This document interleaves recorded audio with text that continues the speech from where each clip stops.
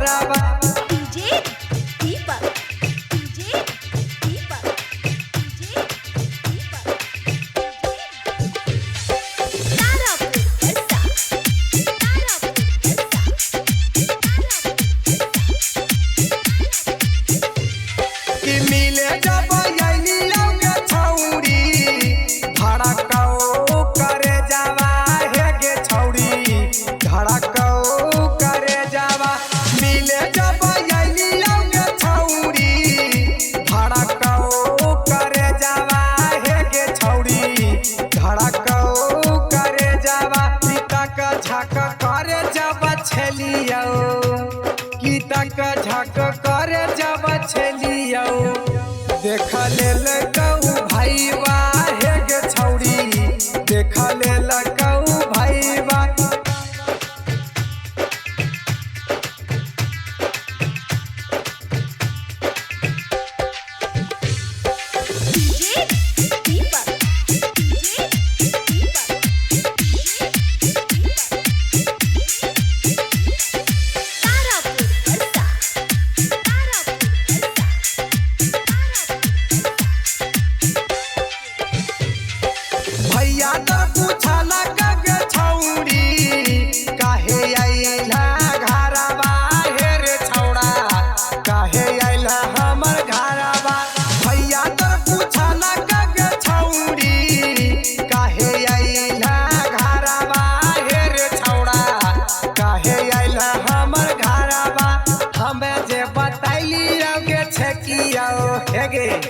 हमें जे बताइली गे छकियो तोरा बहिन के ला भरवा हे गे छौड़ी, तोरा बहिन के ला भरवा।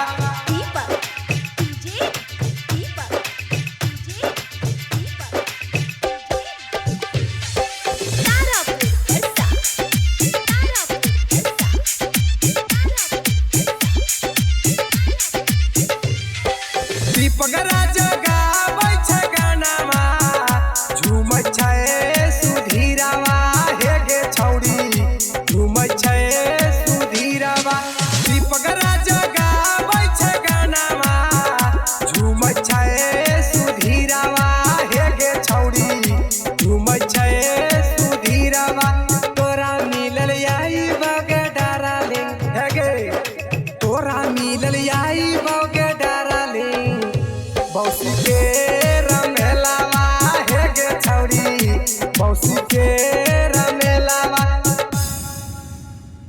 प्यार भैया आप लोग ज़्यादा से ज़्यादा शेयर करें। आप लोग से यही निवेदन करते हैं, जितना प्यार दुलार दिए हैं बस रुचि म्यूजिक से उतना ही प्यार चाहिए दोस्त, बाकी और कुछ नहीं। धन्यवाद।